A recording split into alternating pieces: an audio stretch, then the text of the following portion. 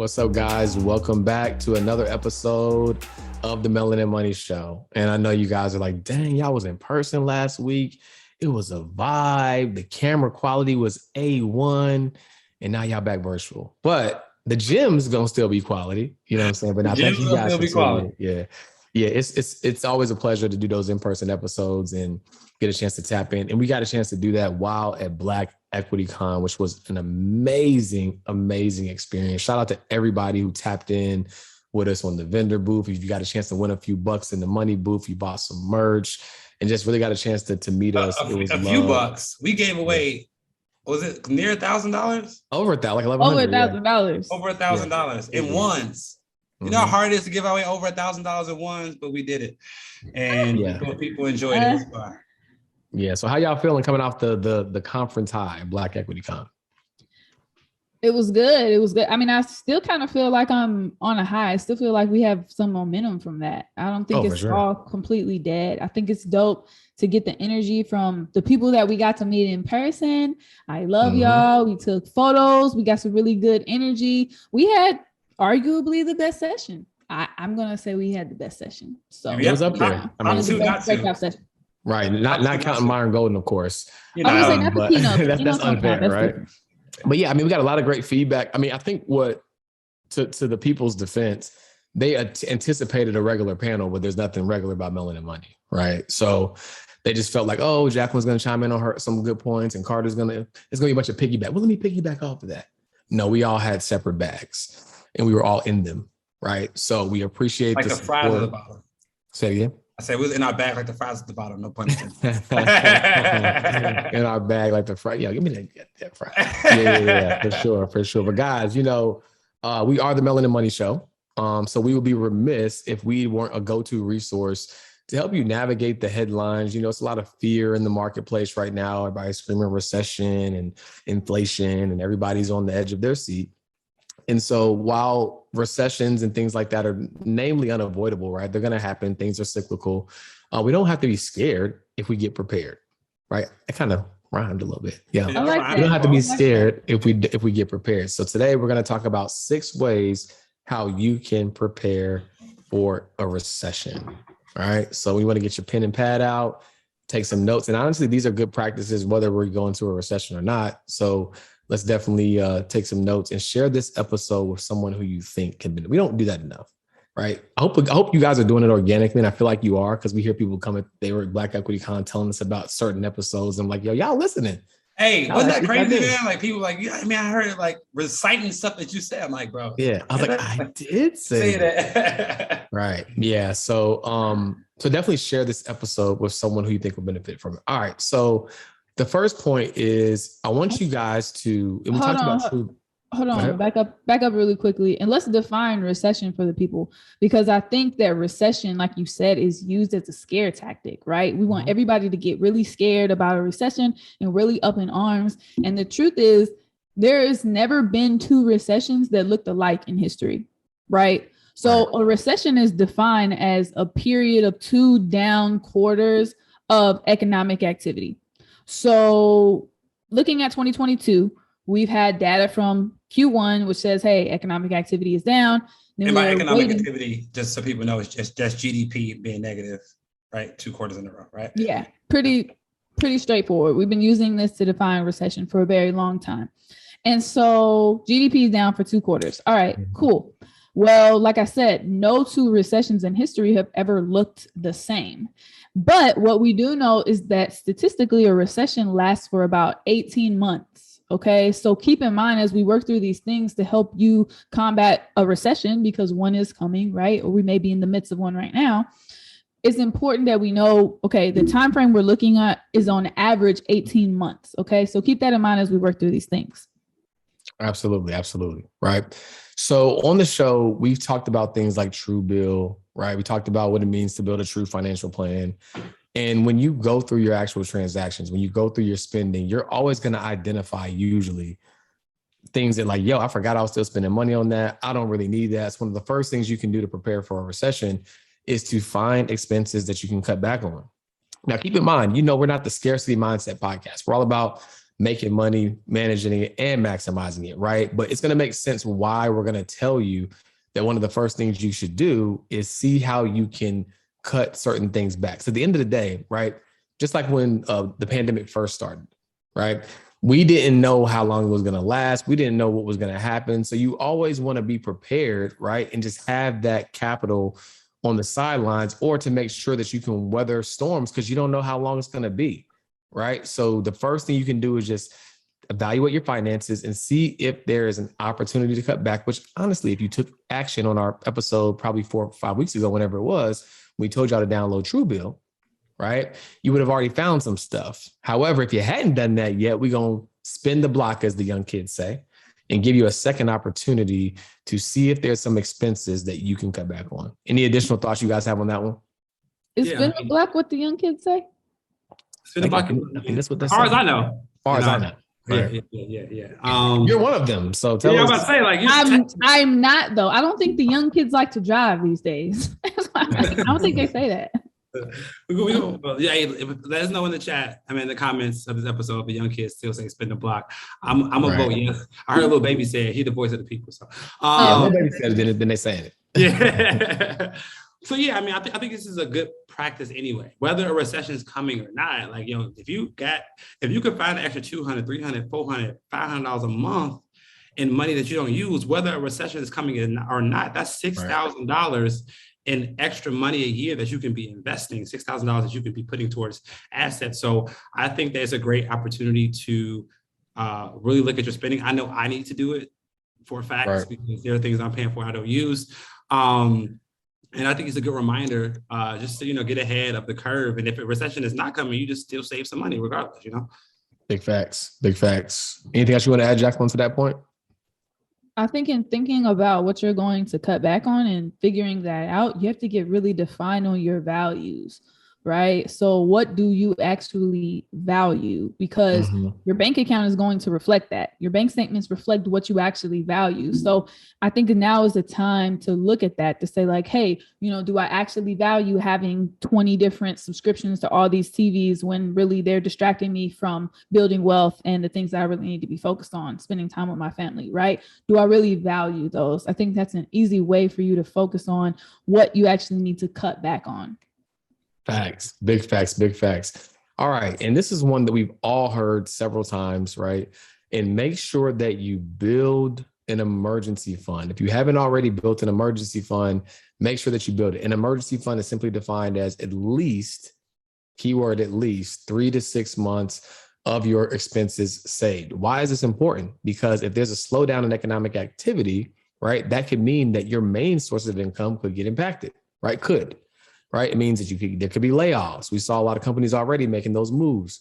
If you have a business and people aren't shopping or spending as much money, and you're in an industry or a sector that gets impacted by that, right? You still got to keep the lights on for that business, but you might not be able to pay yourself what you used to pay yourself, but the bills still got to get paid. Just because it's a recession, you can't knock on the door of your leasing office and say, hey, the money ain't flowing like it used to. Can I give y'all a check in like 3 months? They're going to look at you like you're crazy and tell you to get yourself out of here, right? So the bills are still going to keep coming. So you got to have that capital reserves to take care of those expenditures, right? So make sure that you're building towards that emergency fund if you don't already have it. And I know, everyone, because of inflation, says, hey, don't have X amount of dollars in the bank. And trust me, I get it. But just make sure that if it's not in the bank, it's maybe a cash equivalent or something that you can get your hands on relatively instantaneously that it wouldn't be impacted by everything else that's going on in the world. So definitely want to build up that emergency fund. So ask it for a friend, right? Yeah. Being a business owner is different, right? Because if you're an employee, you have an emergency fund, it's like, okay, I just gotta have 3 to 6 months of my personal expenses. But I think when you're a business owner, it gets a little bit more complicated, because you not only gotta worry about yourself, you got staff to pay. You know what I'm saying? You got people who depend on you. So like, I think that my quote unquote emergency fund, I think is higher than it should be, but it helps me sleep at night knowing that if the business doesn't bring in money for 6 months, I still can make sure my staff, they have kids, right? So asking for a friend, like, business owners, what do you think is a good mark? Is it 3 months of the business's expenses, or like, just curiosity? Yeah, good question. I mean, I look at them completely separately, right? I look at my personal emergency fund. for my personal expenses. And then for the business, I mean, to your point, 6 months or more, just because, you know, you don't want to have that pressure, right, of knowing that, man, somebody else's livelihood is predicated upon the success of my business. And just because we're experiencing, you know, some things that I don't have control over, right, I have to potentially lay people off. Because at the end of the day, here's the hard truth. I don't know about y'all, but like there's certain people that work for me that like if I didn't have them, it ain't gonna work. So if we're already experiencing, you know, turbulence, and now I can't pay you to help me weather this storm, I'm definitely not gonna make it through this storm.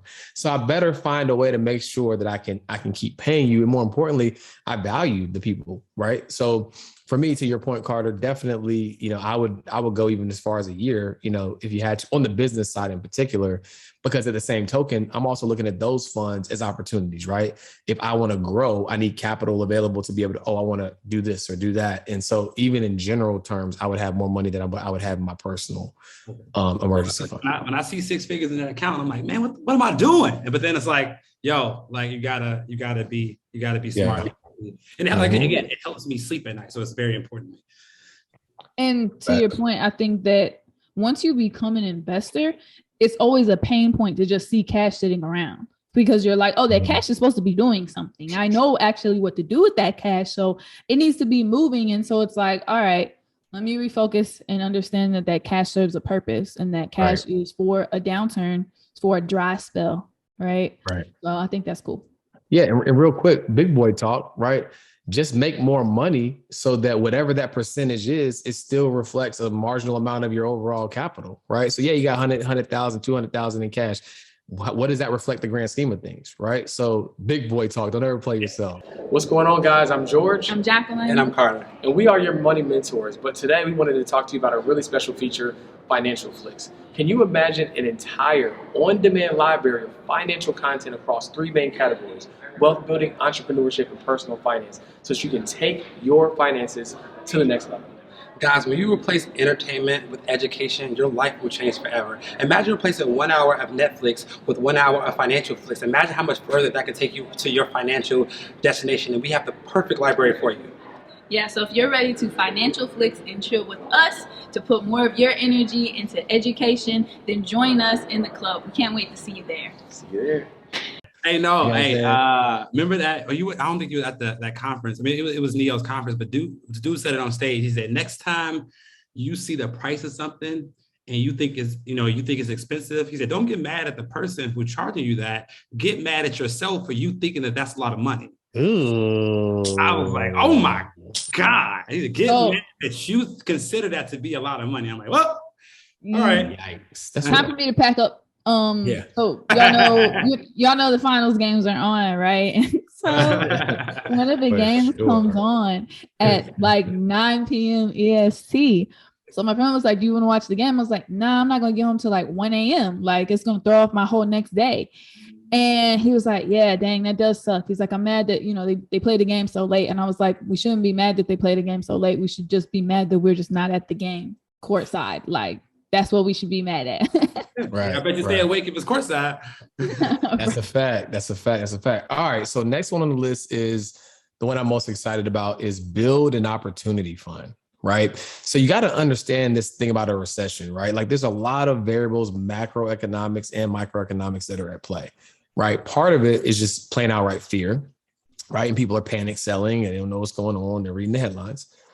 Then another part of it is people are over leveraged, right? And as a result of that, right, they're having to sell assets at inopportune times, right? Because maybe they lost their job, they weren't prepared. Now they got to sell their assets, right, to keep going, right? And so you have all these things going on. Now, here's the thing: by no means am I saying that I personally take joy out of anybody's circumstances, right? I don't want anybody to suffer or hurt in the pandemic. But the reality is, some people are unprepared, or circumstance happen, or life happens, and as a result, it creates opportunity in the market, right? And as a result of that, oftentimes you can get assets at distressed prices, because let's say a person didn't have an emergency fund. Now they're selling off a bunch of their stock, right? Because they need the cash to pay for their lifestyle, right? or some companies, or there's a disproportion between price and value in the market, and you understand the value. Like there's all these things that are going on that if you keep your eyes and ears open, you can use that opportunity fund to take advantage, right? Not to mention, we know that some of the greatest companies are born during down times, right? The Ubers of the world, Airbnb, right? The last big recession, that's when they came out of, right? And so we know that on the brink of hardship sparks creativity and innovation. And so you can have an opportunity to, one, be the creator, right, of that next best thing, which you would need opportunity capital to do, right? Or you can identify opportunities in the market where it's like, I know the value of that is not what the current price is reflecting, and I'm going to buy that right now. I'll never forget. It was 2009, just graduated college, moved back to Charlotte, and there's these really fly condos right near an area of Charlotte called Midtown. At the time, the condos were like $153,000. And even then I knew, I was like, man, that seems like a pretty good price. I'm just fresh out of college. I can't buy nothing. You know what I'm saying? I'm like, man, them things fly though. And something just told me, like, if I could have made it work, like that would have been a good move. Fast forward just, I think 5 years-ish after that time period, not even that long, those same condos were worth, and mind you, this was still like in 2015. So they're probably like worth 1.3 now, but like they're worth like $550,000, right? Just 5 years later. So imagine if I had the foresight and the money to go ahead and get it. And technically I could have got it. I just didn't know what I was doing at that time. And so those are opportunities. There's gonna be all sorts of opportunities that happen in the market, whether it's real estate, whether it's the stock market, whatever. And if you have opportunity capital, you can take advantage. And of course, if you listen to the Melanin Money Show, we will make you apprised of those opportunities as we see them. For sure. And like, it's crazy that you say that, man, because again, we're not wishing, I'm not wishing a recession to happen. I hope it doesn't, right? Because people will be impacted. But I remember, graduating, I graduated high school around that time, right? And I wasn't investing in anything. I was about to go to college. I had zero money. Amazon was selling for God knows what, and I'm seeing all this happen. I'm taking these investing classes, but I don't have the money to do it. And I remember saying to myself, like, yo, I need to learn as much as I can now, because when the next one happens, I better be ready to take advantage of it. And now fast forward 10 years later, it could be the potentiality that we have this opportunity. And for all you all out there, you're not only testing your ability to save money and make extra money, you're also testing your emotional investor skills, right? Are you going to be scared when everybody is scared, or are you going to be greedy when everybody is scared? So I think to that point, everybody has a basic opportunity, and the most money is made during recessions, but you can't do anything about that if you don't have any money on the sideline. So I think we said building an opportunity fund is very important. I think what this means to me is trying to make as much money as I can and save as much money as I can, but also put myself and my business in a position to leverage credit in a way to buy other assets, right? So what I'm currently doing is I am calling all of my banks that I have lines of credit with.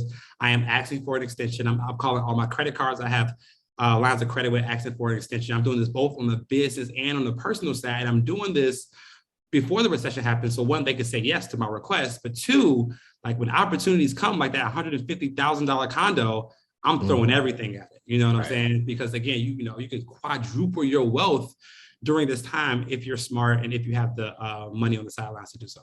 Big facts. Big facts. I like that. So really, the name of the game is buy low, sell high. That's the name of the game, no matter what's going on in the economy. And so I want us to remember that is stable. And so a lot of times we think like, oh, when there's a recession, we're taking advantage of somebody else. No, when somebody sells and when somebody buys, you have two people who think that they are right at the same time. It's a fact. But can they both be right? Maybe they are. Maybe something is right for somebody else that isn't right for you, and vice versa. And I think that's one of the really beautiful things about investing, and what makes investing really an art instead of a science, because there's usually a mathematically correct and an emotionally correct answer, right? So you may have somebody who sells a little bit down during a recession, right? And you're thinking, oh, I got that for a steal. Meanwhile, that person has 2,000 times their return. Right. So it's more of an art than a science. So it's not, necessarily that you're always taking advantage of somebody else during a recession, but you're just following the name of the game: buy low, sell high. Right. And if you've been tuned into our classes or our content on Instagram, you know that we've been introducing this other concept of buy low, keep forever, right? And borrow against the value of it, right? Which is a strategy that more and more people are becoming aware of. Which, quick tangent, right? If you see your investments fluctuating and you want to have an opportunity to go buy other assets, remember, you can borrow against the value of your assets. You want to learn more about that? Tune into the Melanin Millionaires Club. We did a phenomenal class on that last month to break it down. And I don't want to go too far off on a tangent on this episode, but that's another thing that you can tap into as well. All right. So another thing you want to do is you want to get rid of high interest debt, right? You want to get rid of high interest debt, right? Because you just don't want that looming over you, right? Because you don't know what's going to happen. And the last thing you want to do is like have all these other factors that you can't control. And then something happens with your income. And now you got Amex or whoever your creditors are knocking on your door. You know what I'm saying? They're like, hey, look, we need that. Okay. We leaving here with something. You know what I'm saying? We need that. That's the last thing you want. It's going to create unnecessary stress. Right. And if anything, you should be liquidating getting those cars to zero so that you can leverage it for opportunities. Right? Not the whatever consumerism that you had, right? So get rid of high interest debt. And if you are going to leverage debt, make sure that you're putting yourself in a position to have debt as a part of, as Carter said, a part of your opportunity fund so that it can extend beyond the actual cash that you have. So get rid of high interest debt, right? Which is always good at any point in time. Point blank, period. Yeah. I think people shouldn't be carrying it in the first place, but right. Get rid of that right now. Now's a better time than any. Yeah. To get rid of it. You know what else is now is a better time than any? And she's gonna hate that I'm gonna do this, but I'm gonna see if she can think quick on her toes. Now is also a good time to share a review with our listener. Look at I'm trying to catch her slipping. Trying to catch her slipping. Hold on one second. Somebody's at my door. Jesus Christ. He's gonna ring the doorbell. You can't hear it. But anyways, look, I'm going to tell the people to be about your paper. Well, actually, I'm not going to tell the people to be about their paper. NYXLT is going to tell them to be about their paper. And I feel like you are a loyal listener. And for your 5-star review, we want to reward you. Okay. But let me read this review really quickly. Should I read the whole thing, Carter? Yeah, why not? We got time. Why not? Okay. Wake up, take a moment to breathe. Open up your podcast and play the Melanin Money Show and allow it to inspire your soul and elevate your life. Y'all, I need my smooth jazz voice on. Like, I feel like that's what fits for this. Listen to the coaches who've accomplished their dreams, help you attain the next level. That's the best I got for y'all. The keys to the golden kingdom of financial freedom is freely afforded to you. Just push play. I took mine, opened some doors, and sitting here watching it make me money. $, $. Being in the room is half the battle. I learned something new from the Melanin Millionaires Club every day. Come join the family and be your best selves.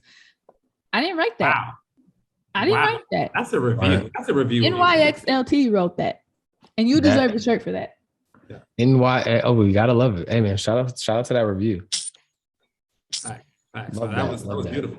And we had 84 ratings. Goal is to be at 100. So y'all keep the reviews coming. Y'all. And we really appreciate y'all. Go to Apple Podcasts and go to YouTube. Leave us a 5-star review and give a written review if you have the time. Help us keep the lights on. Let's get it. I think let's do this. Our next conference is in August. So I think if we can get to 100 reviews by August, let's do a giveaway. What's going on, guys? My name is George Acheampong. I'm Jacqueline Shattuck. And I'm Carter Cofield. And we are the founders of Melanin Money. And the reason why we started Melanin Money is because we know that there's a great disparity when it comes to building wealth among people of color. We have a tremendous mission that we want you guys to join, right? Every single year, we want to help at least 1,000 people improve their net worth by $100,000, which will create $100 million of new Black wealth every single year. Can you imagine $100 million of new Black wealth every year? As it stands right now, for every $1 that a white family has, a Black family has a mere 10 cents to match that dollar. We want to increase the wealth of the Black community so that we can have equal opportunities. Simply put, we're about closing the wealth gap, and it starts with you. So see you inside. Oh, we better get to conference? 100 views by August. Oh yeah, for I'm sure. with it though. I'm with it. Let's do it. We'll figure out what that giveaway is. All right. So the next point, right, on how to prepare for a recession is acquire irresistible or irreplaceable skills, right? Acquire irreplaceable skills. Because here's the thing. Just because a recession's coming doesn't mean that businesses still ain't got to run, that cars still ain't gonna be on the road, people still ain't gotta live, right? There's certain essential things that like always are going to have to happen, right? Businesses will still hire. They will still People hire. overlook that. Can I give y'all a quick story? Sure. The reason I became an accountant is because of what happened in 2009. Like I told you, I was graduating high school, going to college, and I was picking my major. Was it gonna be financial advisor, whatever? I Googled what job has the lowest unemployment rate. CPA was number one, because I don't care what's happening in your business, you're gonna need an accountant to square things away, file your taxes. So I literally chose my profession based off of 100% employability across all markets. And so all my accountants out there, take a deep breath, you're gonna be fine. Absolutely. So irreplaceable skills, right? Like what are those things, and to Carter's point, like people, for whatever reason, they look at those that 1040 or these forms, it just makes their skin crawl. They're like, I can't deal with this, right? So one of the easiest way to identify irreplaceable skill is like, is it something that other people don't want to do, right? Or they're scared of doing it, or they think it's too hard, whatever the case may be. That's an opportunity, right? That's an opportunity for you to shine, like, I got that, right? And then at the end of the day, people are going to rely on you, right? They're going to be dependent upon you. I think I'm gonna just throw a few irreplaceable skills out there. Running paid media for someone, right? So a lot of people run paid traffic to their business through Facebook, Instagram ads, YouTube ads, and it is a skill, right? You can't just hop behind a computer and think you're gonna know how it works. And if you have mastered that skill, shout out to Abu. He is the ads master. If you've mastered that skill, people will pay you, especially in a recession, because it's like, yo, normally they just beating my door down. Now I got to find them, right? So learning how to run paid media, I think, is an irresistible skill. Learning how to trade the stock market, right? We know that traders love volatility, right? And in a down market, there's a lot more volatility than there normally is, which is why everybody was an investing guru in March of 2020, right? Because at that point, once the market had kind of bottomed out, right, and started to creep back. I mean, literally all you had to do was throw money in the market and you could do just about any call option for any period of time and you were probably going to win, right? And now people are quiet, right? But if you can truly learn the skill of trading the markets, right? Shout out to our friend Terry. She just had a phenomenal She's been running up a stupid check. Shout out to the nickname I gave her, the Sweet Assassin. I'm more so thinking about the people, all the testimonials she has of people who have had real success with her program. Like that's why her program is so successful. Like $1,000 a day trading the market, right? So that's a skill, right? Like don't ever get it twisted, right? Trading the markets, and when you get good at it, is a skill. Now the thing is you do got to learn. Like don't let Instagram fool you. Like you have to put in the time. There's a lot of people that like they win. They don't post them L's though. They don't post them L's, right? And whatever that win is, it probably ain't offset all the L's, right? But it is a skill. What are some other skills you guys think that are really, really dope that people can look to acquire to make themselves, kind of recession proof, if you will? Yeah. So like we said, every recession looks different. And this is going to be one of the first recessions. So think about this. The iPhone came out in 2007. The recession hit 2007, 2008, 2009. So social media wasn't even the thing that it is now. Facts. Now we look at another recession and we have something that has become a major staple in our lives, right? Social media. Social media is really what I think propels podcasts to work, right? Because you get all that advertising from social media to even blow up your podcast. So I think an irresistible skill that's still going to be here, recession or not, is podcast editing, video editing. I think all of that kind of social media skills is still going to exist, recession or not. Sure. You actually stole mine. I was going to say, a social media manager, I don't care what's happening, you still have to promote yourself. You still have to promote your brand, you know, through hell or high water. So if you can help somebody do that, I think you're going to be put in a phenomenal place. And also, if you're like a business credit specialist, people are going to be like fiending to try to get money to get through. So if you can handle, like, you know, them PPP loans, people run up PPP. Just do it the right way though, because we don't want to have to get you out of jail. I think if you help people get funding, you good. Oh yeah, but tech jobs too, right? For the most part, yeah. For sure. Somebody got to run the technology is always the future. I want to share this quick excerpt, just a part of it, from my buddy Josh Brown. Y'all follow Downtown Josh Brown? Of course. Super cool guy.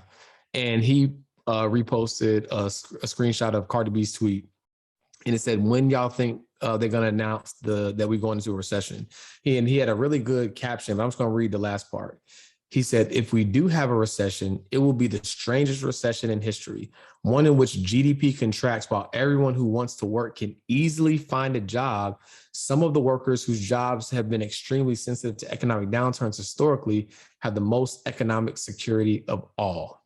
And basically his thesis on this is that right now we have too many influencers and people who don't have like real skills, basically, is what he's saying. Everybody like is running to this digital stuff, which is cool, but like a lot of people don't actually have real skills. And there's a lot of jobs that have been abandoned that are necessary. So when people have to humble themselves, right, people are going to be able to go back and get these jobs that have been abandoned because of this new digital wave, this new digital era where people thought that they could not acquire skills and become internet famous, basically, right? It's one thing to leverage the internet to grow your business, but you still got to be good at something, right? That's the caveat. You know, people were just buying whatever, bro. People were just like, oh, you got something, I'm buying it. So we might see a recession in the fake coaches that have been out here displaying that they can do something, right? And then no shade, like, you know, there's no doubt there was a lot of scammers that came out in the past year and a half teaching whatever, but people are going to buy from the super experts, not just because of what you say you are. So it might just, in a positive way, kind of trim the fat of people who aren't really teaching people real skills. Yeah, and that's kind of what a recession is. It's like an economic cleansing, if you will, right? Like prices are overinflated. People the money was frothy, so people were just overpaying for the house. Nobody cared. No one's paying attention to anything fundamental. It's like, hey, it's free and easy money flowing around everywhere. Let's get it. And so part of a recession is honestly like to kind of, all right, let's bring this back to earth, right? Like everybody just calm down. What's up, guys? Congratulations on joining Team Black Wealth. But we'd be remiss if we didn't give you a uniform as an official player on the team. So head over to shop.melaninmoney.com and grab your official uniform for Wealth Builders Uncovered. We'll see y'all at practice.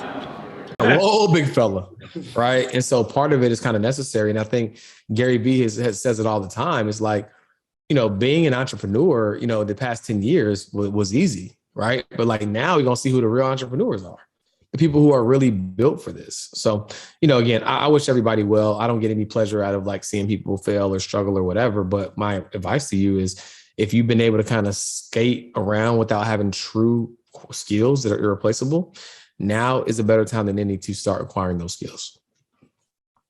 I don't know. I see it differently. Like, I think being able to partner with brands to grow your influence and to grow your page and to get paid, I think that is a skill. And I think that influencers, the only way that they're really going to be dropped off the face of the earth is if brands decide to stop paying them for brand deals. Because you have a lot of influencers who make their entire salary off of brand deals. So the only way they get cut is if brands are like, yo, we're not promoting on social right now because of a recession. Which won't happen. It won't go away completely, but they're going to be a lot more selective. Right? Okay. And so when the brand holds 100% of the power, right, they're going to start to, number one, understand that leverage, right? And then because now you're going to be on edge as an influencer, like, well, dang, like, you know, they was throwing money at everybody before. But funny, so quick story, I graduated with a double major in marketing and economics, right? So I interned for Coca-Cola the entire time I was in undergrad, thinking that was the career path that I was going to choose. When I graduated in 2009, Coca-Cola at the time was viewing the marketing department, a lot of it as a luxury. It's like, well, we're going to focus on customers.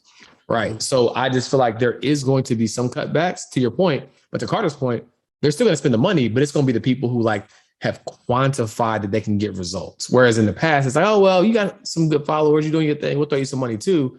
You're going to have to your point, Jacqueline, it is a skill, but you're going to have to prove that you actually have the skill to convert because they're going to stop spending as much money on brand awareness marketing and they're going to spend more money on conversion marketing. And if you don't have the ability or have true influence over your audience that you can quantify, which is a skill, then you're not going to get the same money as the people who can prove that. Okay. So I think it's a 50-50. Baby influencers, step it up right now. Look, I'm telling you, and I think that's a great point, Jacqueline, because they're not going to stop. But again, they're gonna start reviewing their metrics. Like, hey, with that ROI, King. Okay, so I think this is a great point to transition to our next point of building a secondary stream of income. Right? So, if you are an influencer and you make all your money selling courses or all your money through Instagram, paying you out, it might be time for you to start looking at, all right, I have this following, I have this influence. Let me look at other ways to make money off my influence, whether that's getting brand deals, whether that's, whatever. And so to your point, George, having a secondary stream of income or thinking about it or already starting to cultivate it right now is paramount to your success. And you already know we preach this all the time. One source of income is too close to none. So if you've been listening to the podcast at all, right, that you should already had your secondary or tritary. Is that tritary? Treasury. I always mess that word up. Okay, yeah. So third stream of, I'm not gonna play myself on this podcast. So third stream of income, so if you haven't already done that or started thinking about that, now is the perfect time. Because even if you don't lose your job, you still want that secondary stream to build up your opportunity funds so you can take advantage of all these sales that's going to happen. Like, imagine this, y'all. And we said this before, but like, if your favorite pair of Jordans goes on sale, they were selling for $250. Now they go down to $100. You would buy up the whole store. So think about these companies that when you see their stock price dropping or plummeting, it's like, yo, if you believe in them, double, triple down, King. Right. Price changes can change daily, right? But the value of something usually remains relatively constant. So don't get so attracted to the price. Oh my gosh, the price of this stock fluctuated. Okay, could have a lot of factors that make the price fluctuate. It could be back in the Trump days when Trump was tweeting, it could make the price fluctuate. It doesn't mean that Apple ain't Apple. It don't mean that Amazon ain't Amazon, right? So it's just like pay attention to value and understand when you see that there is a change in price that doesn't reflect the value of the stock or whatever it is you're buying, then you want to double down. That's what a smart person would do. Wait, so I know probably in 2 weeks, the apples that are normally, I don't know how much apples are, by the way. So I'm a little out of touch. I haven't been to a grocery store in a while. Expensive. They're expensive. Yeah, I can't remember last time I walked into a grocery store, so forgive me. I juice apples. But like, so Jacqueline says apples are expensive, right? So let's just imagine apples. How much are apples now? They're like $1 an apple. $1 an apple, right? So imagine that for whatever reason today, apples are 25 cents. And you're like, well, damn, it was $1. It's the same apple, it's just as juicy. I'm gonna get as many apples as I can that I can keep, obviously from going bad, because I know next week or the week after, them apples might go back up to $1, right? So you got to think like that, right? When it comes to investing, do not be scared, right? Do not be scared. Like you really can quadruple your wealth if you are, if you play your cards right. So definitely get secondary stream. I'm sorry. I got caught up thinking about juicy apples. I ain't gonna lie. A good apple on a hot day, it will get you right. Matter of fact, quick random tangent. What's y'all's favorite fruit? I'm not gonna say because I don't want to be judged. Juneteenth is past. I don't have time. Watermelon. Use a stereotype. right. But you have white though, so like kind of it's okay. Okay. Anyways, what's my what? What's your favorite fruit? I don't think you said it. Wait, what is this tangent? What's your favorite fruit? So we know yours is watermelon. I like all melons. All melons. And we went over 6, right? The six topic? No, we went over, 6. Yeah, all 6. The last one's just a bonus one. Okay. Go ahead. Just a bonus for y'all. Why not 7? Lucky number 7. Why not? Right. Just a bonus. You're not going to share your favorite What's up with the fruit though? Well, I mean, I said my strawberry. George said, Oh, you're in strawberries? No, my bad. I grew up on 1,000 acres. So we had this really big garden, and my favorite thing was watermelon, and that was before I even knew it was a thing. Okay. Fair enough. I mean, watermelon's good, especially when it's in season. Mine is pineapples.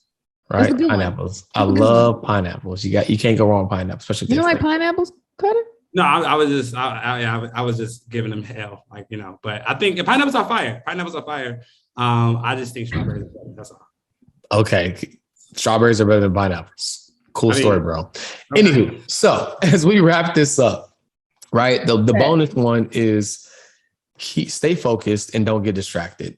Most of what you're going to see about the recession is designed to create fear and just that's what the news is designed to do, right? So if you have been listening to the show, you've probably already been making some good decisions. We always give tactical things for you to do.